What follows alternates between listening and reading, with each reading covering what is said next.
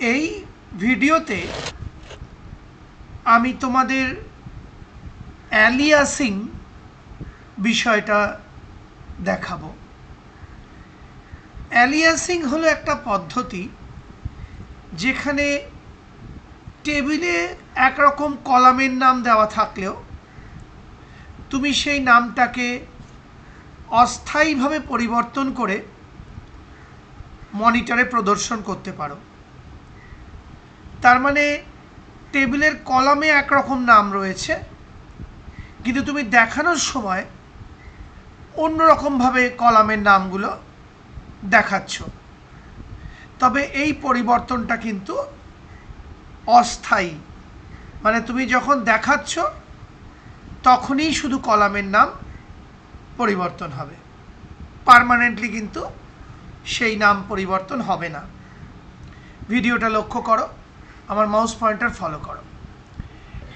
এখানে দেখো আমি একটা এসকিউএল কমান্ড দিয়েছি, select EMP ID as employee ID comma name comma desig as designation from employee. মানে হলো আমি দেখাতে বলছি ইএমপি আইডি, এই ইএমপি আন্ডারস্কোর আইডি এটা হলো টেবিলের মধ্যে কলামটার বা ফিল্ডটার অরিজিনাল নাম বা original name. As employee ID অর্থাৎ এই ইএমপি আইডি শর্ট ফর্মটাকে আমি একটু বড় করে দেখাচ্ছি, এমপ্লয়ি আইডি। তার মানে ইএমপি আইডিটাকে অস্থায়ীভাবে বা আপাতত দেখাবে এমপ্লয়ি আইডি নামে। নেমটা যেরকম অরিজিনাল বানান আছে সেরকমই দেখাবে। আর ডেজিগ অ্যাজ ডেজিগনেশন অর্থাৎ টেবিলের মধ্যে কলামটার নাম রয়েছে অরিজিনাল নেম বা নাম রয়েছে ডেজিগ, সেটাকে আমি দেখাবো সম্পূর্ণ নামে ডেজিগনেশন। তাহলে অ্যালায়াস করতে গেলে তোমায় সিলেক্ট আগে লিখতে হবে, তারপর কলামের অরিজিনাল নেমটা লিখতে হবে, তারপর অ্যাজ লিখতে হবে, তারপর তুমি অস্থায়ীভাবে যে নামটা পরিবর্তন করে দেখাতে চাও সেই নামটা লিখতে হবে। যেমন এখানে আমি এমপ্লয়ি আইডি লিখেছি। আবার দেখো অরিজিনাল কলাম নেম বা ফিল্ড নেমটা আগে লিখেছি, তারপর অ্যাজ লিখেছি, তারপর যে অস্থায়ী নামটা আমি দেখাতে চাইছি অর্থাৎ ডেজিগনেশন সেটা লিখেছি।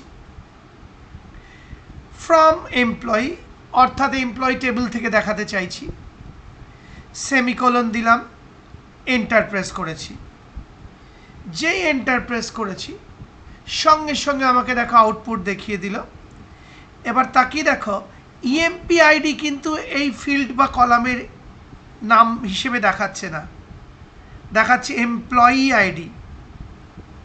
আবার বলছি এখানে ফিল্ডের নেমটা ইএমপি আইডি দেখাচ্ছে না, দেখাচ্ছে এমপ্লয়ি আইডি, কারণ আমি অ্যালায়াস করে দিয়েছি। নেমটাকে কোনো আমি অ্যালায়াস করিনি, তাই নেমের নামটা অরিজিনাল নামই দেখাচ্ছে।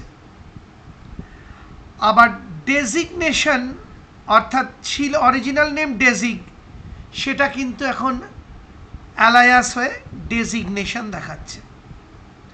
তার মানে ইএমপি আইডির অ্যালায়াস বা অস্থায়ী নাম এমপ্লয়ি আইডি দেখাচ্ছে, আর ডেজিগ ফিল্ডের অস্থায়ী নাম ডেজিগনেশন দেখাচ্ছে।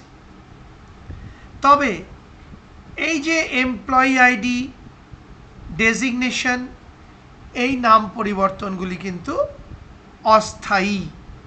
তার মানে তুমি যদি এরপরে আবার কলাম বা ফিল্ডের অরিজিনাল নেম ব্যবহার করো সেগুলোই দেখাবে।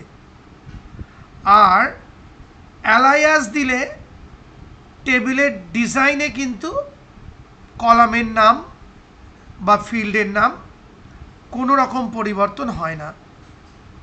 শুধুমাত্র দেখানোর জন্য বা প্রদর্শন করার ক্ষেত্রে অ্যালায়াসের পদ্ধতি ব্যবহার করলে কলাম বা ফিল্ডের নামগুলি অস্থায়ীভাবে পরিবর্তন করে দেখায়।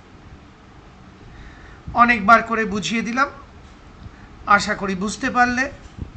সেই সঙ্গে আমার এই ভিডিওটি অর্থাৎ অ্যালায়াসিং পদ্ধতি বুঝিয়ে ভিডিওটি শেষ হলো।